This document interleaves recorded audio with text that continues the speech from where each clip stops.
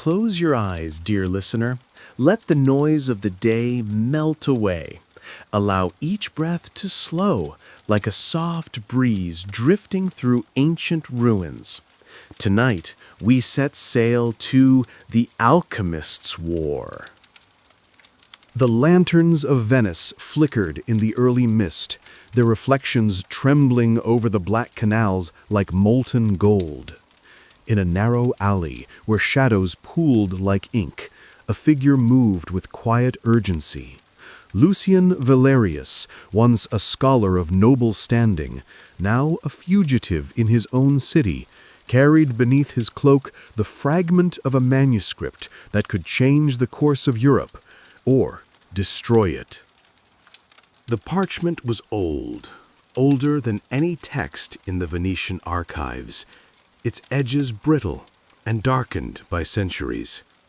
The ink, though faded, still shimmered faintly in the lantern light, as if the words themselves possessed a heartbeat.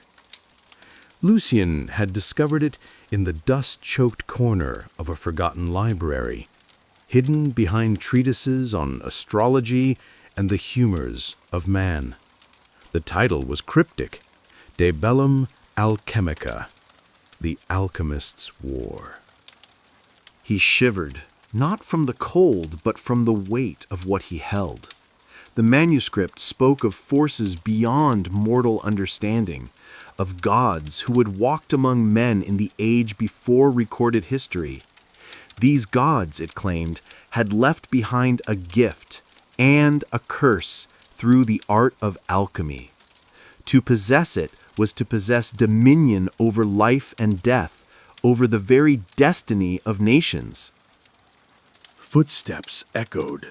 Lucian froze, the fragment pressed against his chest. A figure emerged from the mist, an inquisitor of the church, one of Melvani's men. The cardinal's reach was long, and his methods cruel. Alchemy, the manuscript warned, was a weapon in more than one hand. Lucian bolted down the alley, the chill of the night stinging his lungs. The city itself seemed to conspire with him. Bridges swayed under the faintest breeze. Gondolas rocked as if eager to carry him to safety. But the alleyway ended abruptly at the Grand Canal. He had only one option. With a prayer whispered to no god in particular, he leapt into the black water. The current caught him, spinning him under the surface. When he surfaced, lungs burning, he clutched the manuscript to his chest. Venice faded behind him, a city of light and shadow, oblivious to the war that was coming. Weeks later, Lucian found himself in Florence, the city of Medici opulence and secret vendettas. The streets smelled of smoke and oil. The Renaissance was in full swing, but the city was at the brink of chaos. Political factions warred in the shadows, and alchemists, scholars, and spies navigated a labyrinth of loyalty and betrayal. Lucian's refuge was a modest laboratory, hidden beneath a crumbling apothecary. Shelves groaned under the weight of flasks, powders, and obscure instruments. Here, he could study the manuscript safely, or so he thought. On the third night, the raid came. Malvani's agents, masked and swift, descended upon the lab. Lucian barely had time to ignite a series of small alchemical traps, fire that blazed without consuming, smoke that coiled like living serpents. One by one, the agents fell back, screaming in confusion, but not before one of them ripped a table from its hinges. Lucian fled, clutching the manuscript. Outside, the streets were eerily silent. The fire elemental he had unwittingly awakened during a previous experiment flickered to life behind him. It was a creature of smoke and flame, its form shifting with every heartbeat. Lucian did not know its origins, only that it protected him as fiercely as he protected the manuscript. He paused in a deserted piazza, chest heaving. The city's bell tower struck midnight, and the toll reverberated through the empty streets. The elemental's eyes glowed like embers, and Lucian felt a strange calm. They were allies in a war whose existence few mortals would ever comprehend. From the shadows, a new figure emerged, a woman, tall, armored lightly in leather and bronze, her eyes reflecting both wariness and recognition. "Lucian Valerius," she said, voice cutting like steel. "You tread dangerous paths, Alchemist." Lucian swallowed, unsure whether to trust her. "I am Isolate of Arden," she continued. "I come from a line sworn to guard the balance between men and the forgotten ones. The manuscript you carry, it is not mere parchment. It is a beacon, a lure for forces that would see the world burn." He studied her, noting the sigils etched into her bracers, the faint hum of energy in her presence. There was no pretense in her warning. This was no ordinary thief or scholar. She had the authority of someone who had walked among both men and gods. "I do not know what you mean," Lucian said cautiously. Isolde stepped closer, lowering her voice. "The Alchemist's war is not written in history books, Lucian. It is etched in fire and blood, spanning centuries. Malvani seeks the Philosopher's Stone not for knowledge, but for conquest. He will raise armies not of men alone, but of things that defy nature itself." Lucian felt the chill of inevitability. The manuscript pulsed in his hands, as if agreeing with her words. "Then we fight?" he asked. Isolde nodded. "We survive first. Then we strike. The Forgotten Ones are watching. If we fail, the world will not survive." And so, under the dim lanterns of Florence, the alchemist and the warrior priestess forged an alliance.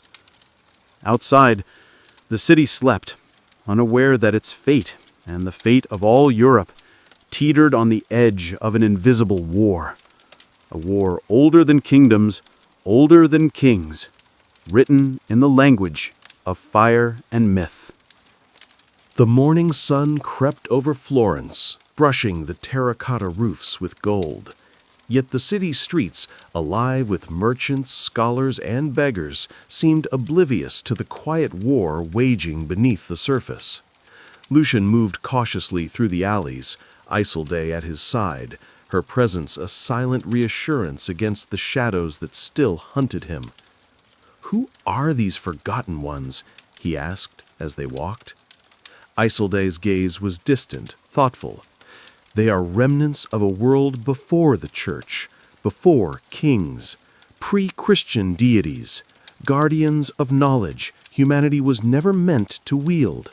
They are neither cruel nor kind, only eternal." Lucian frowned.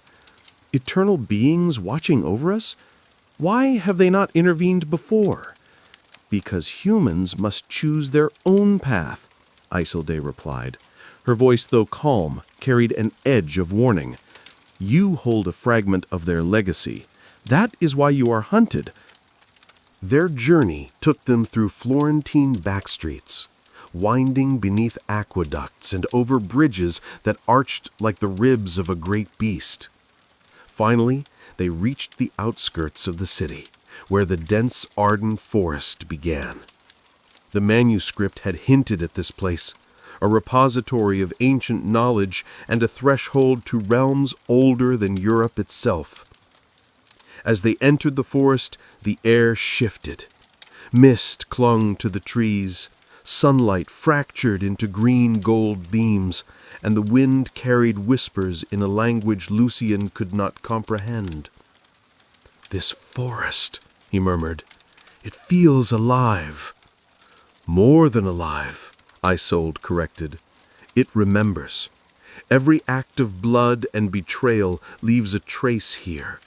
The trees are not merely trees, they are witnesses.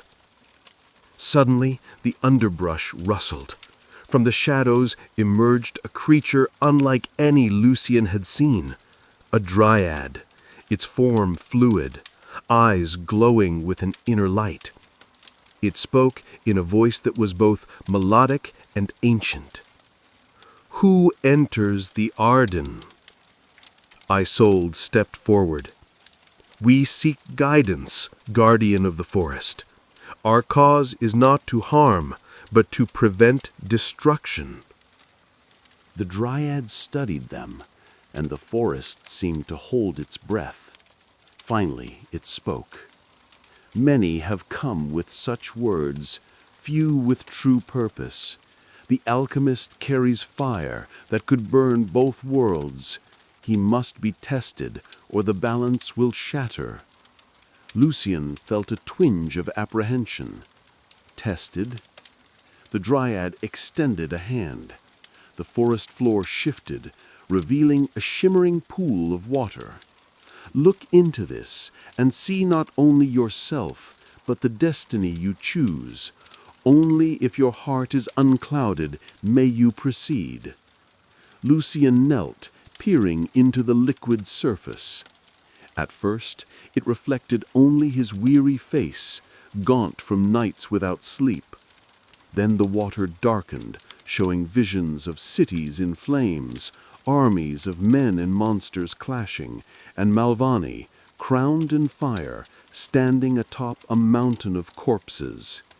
The images twisted into other scenes, himself wielding alchemy to save or destroy, Isolde by his side, and the forgotten ones, massive shadowed forms watching silently. When he withdrew, his hand trembled. I understand now. The power is not just knowledge, it is responsibility. One mistake, Isolde agreed, and the world dies." The dryad inclined its head. "Then follow. But remember, mortal, the forest tests not only strength, but wisdom. Only the latter will carry you through the coming war." Their next destination was Venice, but first they had to cross the Alps into northern Italy, where Malvoni's influence was growing. Word had reached Isolde that he experimented with alchemy to create soldiers beyond human limits, beings whose obedience was absolute, whose mortality was negotiable. Lucian's heart sank at the thought. Immortal soldiers. That is not war, that is apocalypse. "The line between history and myth is thinning," Isolde said grimly. "You'll see soon enough." Along the mountain pass, they encountered remnants of the mercenary bands that fought in the Italian wars. Some soldiers were alive only in body.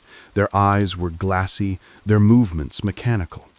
It was clear that Malvani's experiments were no rumor, they were fact. In a hidden valley, Lucian discovered an abandoned chamber, etched with symbols that matched those in the manuscript. At its center rested a relic, a golden amulet said to have belonged to Alexander the Great himself, forged not merely in gold, but imbued with elemental power. Isolde gasped. "This is part of what the manuscript warned about. Power that shaped kingdoms can still shape the world." The relic pulsed, and Lucian felt a surge of energy course through him, mingling with his own alchemical fire. He realized that Malvani's ambition was not merely political. He sought to rewrite history itself, to bend kings, soldiers, and nations into the will of his alchemical designs. That night, as they camped beneath the jagged peaks, Isolde revealed the true stakes. "Lucian, your manuscript is one of 3 fragments. Together, they can summon the stone. But the Forgotten Ones warn that whoever wields it can alter destiny itself. Melvani does not care for morality. He will use it to rewrite Europe's bloodlines, to create a kingdom that answers only to him. Lucian clenched his fists. Then we must stop him, whatever it takes. Isolde placed a hand on his shoulder. You must understand, Lucian, this is not a simple battle of swords and fire. It is a war of hearts, minds, and spirits. One wrong move, and we may become the very monsters we fight. From the shadows of the mountains, a faint light flickered, an ember of power beyond mortal reckoning. The war was beginning, and Europe would soon know that history itself could be rewritten by fire, blood, and alchemy. The Arden forest grew darker as Lucian and Isolde ventured deeper.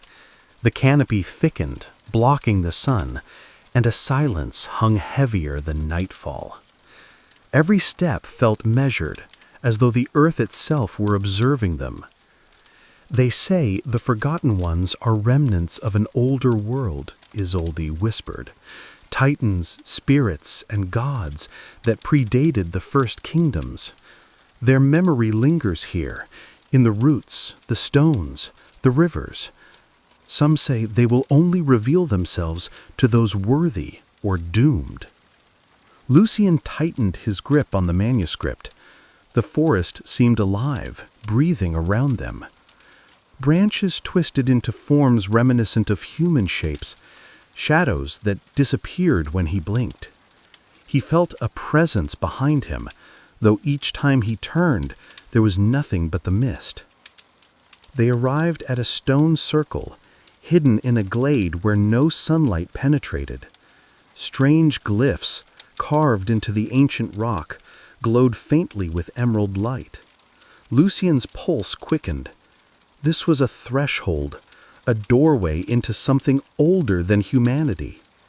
Here, Isolde said, the Forgotten Ones will test us, not with battle, but with vision, with spirit. You must confront the choices you will make, the lives you may destroy or save. From the circle, a fog rose, thick and silver, curling around them. The air vibrated with sound, voices of those who had come before, murmuring in unknown tongues. Lucian saw himself in moments he had yet to live. A battlefield, cities aflame, faces of innocence, soldiers, kings, and creatures beyond imagination.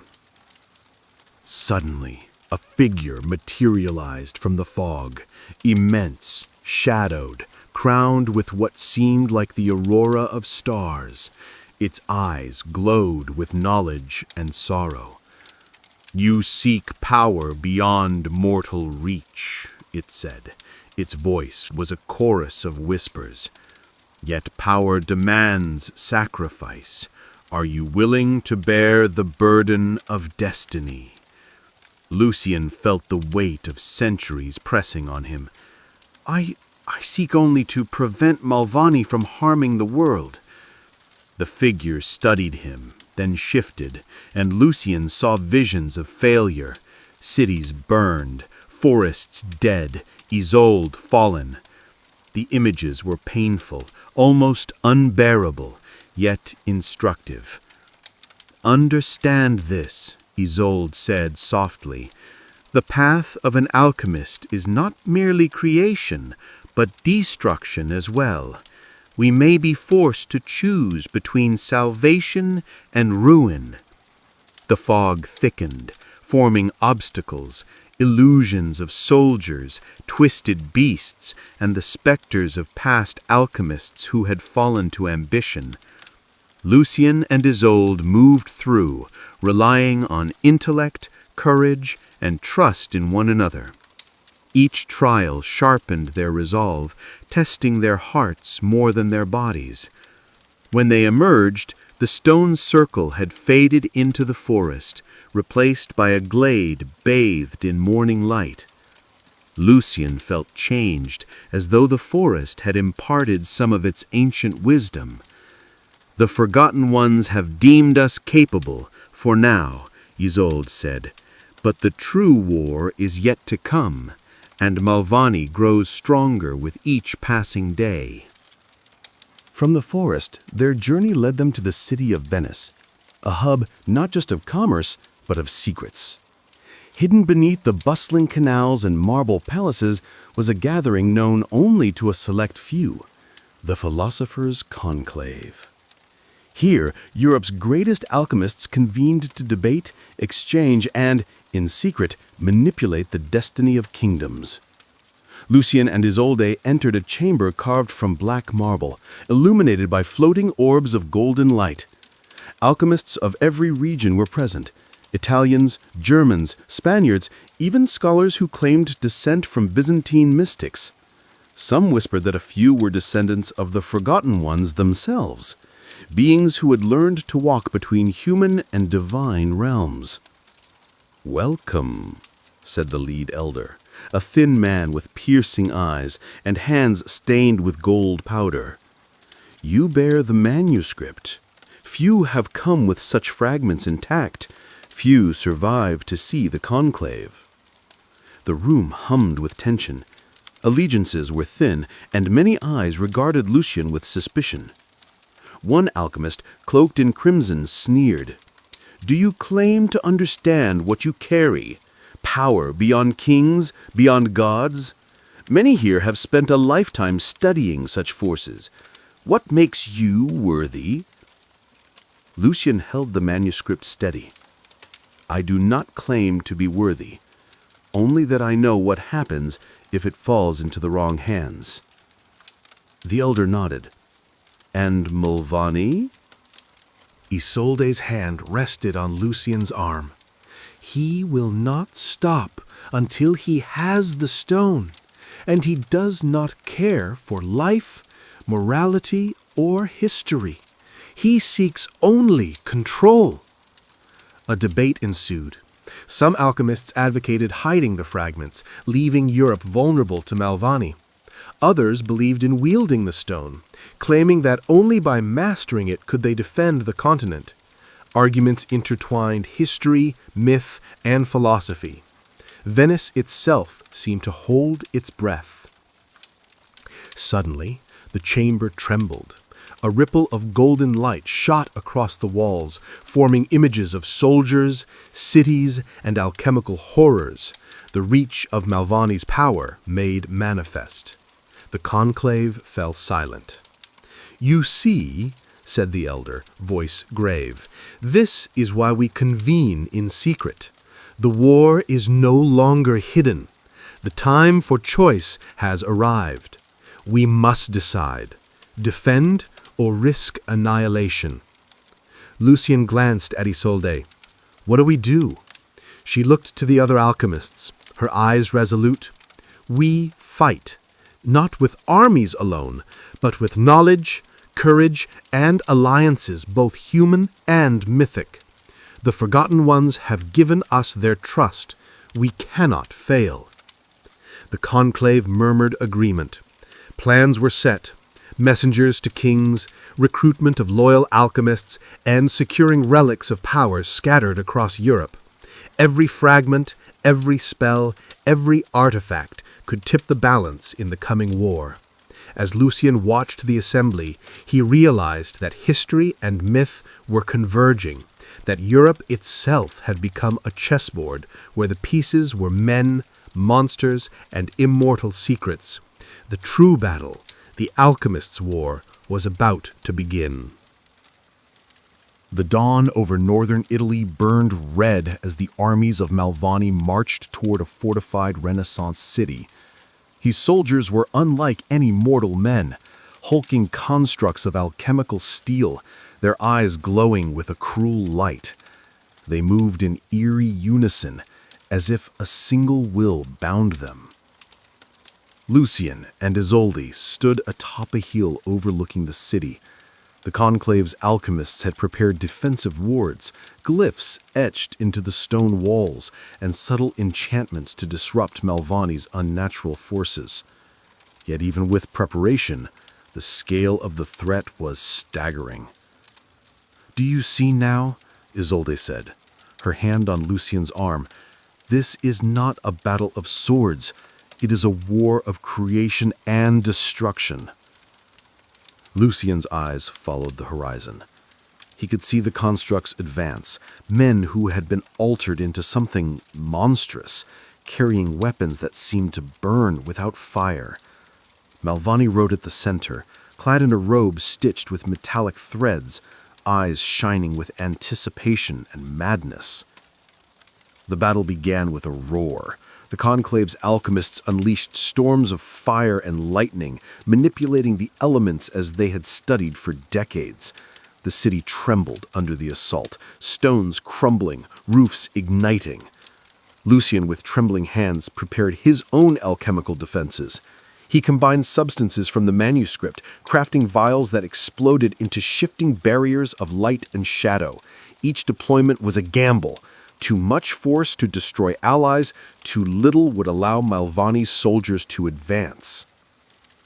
Amid the chaos, Isolde moved with lethal precision, her blade striking with the grace of ritual and the power of blessing. Each enemy she struck seemed to vanish into mist, returning to the elemental plane rather than dying outright, a mercy Lucien knew they would not have in the aftermath. The sky itself seemed to bend to the will of the alchemists. Clouds swirled unnaturally, the wind screamed through the streets, and lightning struck like living serpents. Yet even with this display of power, the constructs pressed on, relentless, unfeeling, horrifyingly obedient. Lucien realized then the terrible truth. Malvani had discovered a way to bind life force to alchemical matter. Every soldier he sacrificed in battle increased the strength of the constructs. The very earth was becoming a weapon, turning death into fuel. "This is beyond history," Lucien muttered. "This is apocalypse." From the chaos, the Forgotten Ones emerged. Shadows coalesced into colossal figures, ancient and immense, wielding powers of storms, flame, and earth. They had come to aid, not as allies to any human, but as arbiters of balance. Their arrival turned the tide, but even they were restrained, bound by cosmic law not to interfere too directly. Isolde and Lucien fought at the front lines, coordinating the conclave and calling on elemental aid. Yet, in the midst of battle, a shadow moved among the constructs, Malvani himself, wielding a staff of blackened metal, chanting spells that warped reality. Lucien felt the manuscript pulse violently. The stone was near. He knew then that the war could not be won by force alone. He had to find the stone before Malvani could seize it. The battlefield was a maelstrom of fire, steel, and magic. Lucien and Isolde pushed forward, weaving between fallen soldiers and alchemical horrors. Their path led them to an ancient cathedral, half destroyed, the remnants of stained glass glowing with residual energy from past rituals. Inside, the heart of Malvani's plan waited, the Philosopher's Stone. It rested atop a pedestal, a crystalline structure refracting light into impossible colors, shimmering with life and knowledge. Lucien approached, feeling its pull, the air thick with potential and danger. "Do you feel it?" he whispered to Isolde. "The power. It's alive." Isolde nodded, hand on her sword hilt. "And it knows we are here. Every moment we hesitate, it tests us, and Malvani grows stronger." Lucien studied the manuscript, the symbols aligning with the structure of the stone itself. Then understanding dawned. The stone did not grant immortality or wealth. It allowed its wielder to rewrite destiny, to shape events across time itself. To use it carelessly would unravel history, erase lives, or worse, unmake the world as they knew it. Malvani's voice echoed from the shadows. "Ah, Lucian, you have found the heart of creation, but it is mine to command." A duel of alchemical mastery erupted. Malvani conjured firestorms, twisted reality, and attempted to crush Lucian with constructs of shadow and steel. Lucian countered with transmutations drawn from the manuscript, combining elemental forces with pure intellect. Isolde's strikes disrupted Malvani's focus, each blow precise and ritualistic, severing the threads of alchemical control. The cathedral shook, the very stones vibrating with unleashed power. As the duel reached its climax, Lucian placed a hand on the stone. A surge of knowledge and vision flooded his mind. Centuries of history, every choice, every outcome, every consequence. He realized the truth. The stone's power could save the world, but only if tempered with wisdom, foresight, and restraint. With one final act, Lucian redirected the stone's energy, not to destroy Malvani, but to absorb his alchemical horrors, stripping the constructs of their unnatural life and returning them to the elements. Malvani screamed, caught in a maelstrom of his own ambition, and vanished into the elemental plane, a warning to all who would seek dominion over destiny. The cathedral was quiet. Dust fell like snow, and the stone shimmered faintly, dormant once more. Lucian looked to Isolde, exhausted but resolute. She said softly, "The war is not over, but we have bought the world a chance to breathe. The stone is safe. For now." Lucian nodded, understanding that their journey had only begun. History was fragile. Myth was alive. And the war between ambition and responsibility would echo through time. The remnants of Malvani's fortress lay in ruin, fire licking the skies above. The battlefield was quiet now, save for the groaning of wounded constructs and the whispers of the surviving alchemists.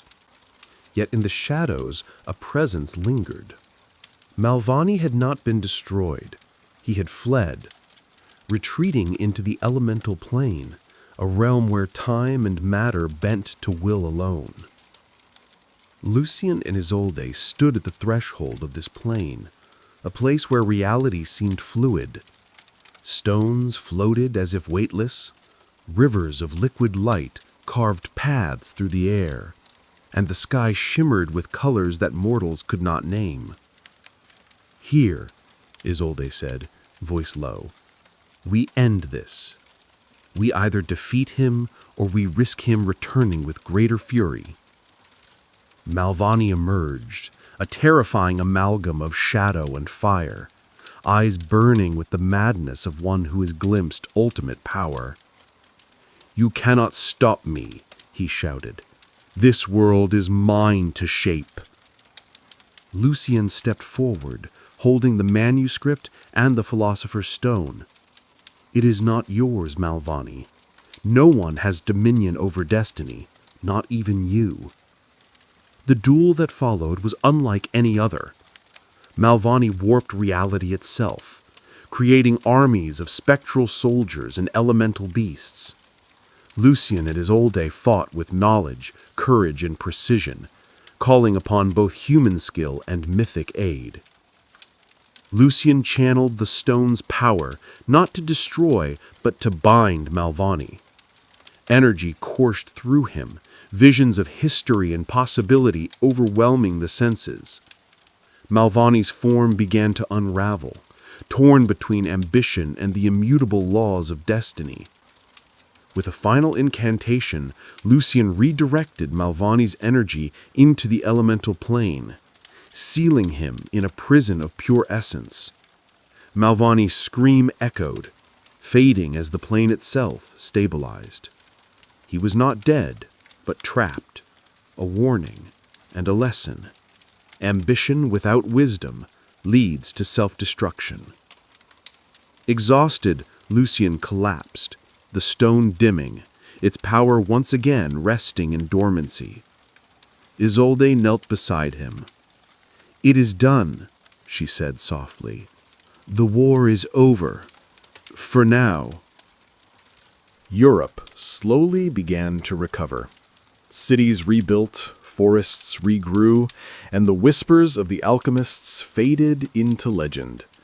Lucien and Isolde disappeared from public view, leaving only cryptic manuscripts and hidden laboratories, seeds for future generations of alchemists.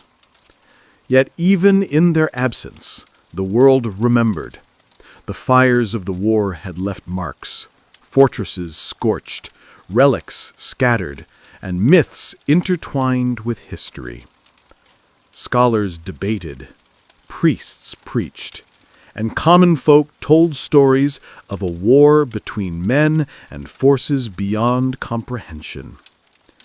Lucien and Isolde continued their work in secret, ensuring the Philosopher's Stone remained safe, protected from those who would misuse its power. Their alliance with the Forgotten Ones endured, a bridge between mortal and divine, knowledge and myth. "The world is fragile," Lucien said one night, gazing at the stars, "and history is a story we write, but also one we inherit." Isolde nodded. "And sometimes we are the guardians of that story. We preserve it, not to control it, but to ensure it survives." Together, they vanished into the annals of history, leaving behind a legacy of fire, courage, and the wisdom of restraint. Centuries later, a scholar in a dim library discovered fragments of Lucien's notes. The manuscript spoke of wars that had never been recorded, of beings older than kings, and of a stone that could shape destiny itself. The scholar, unaware of the danger, began to read aloud. As the words echoed through the chamber, a faint shimmer appeared, an ember of power, subtle but undeniable. The alchemists' war had ended, but its echoes remained. The Forgotten Ones watched still, guardians of knowledge and balance. History marched on, unaware of the war waged in shadows, where courage, wisdom, and restraint preserved the world from annihilation. And somewhere, in the hidden corners of Europe, the legacy of Lucien and Isolde waited, a reminder that the true power of alchemy was not in domination, but in understanding, and that the war of fire, blood, and destiny was never truly over.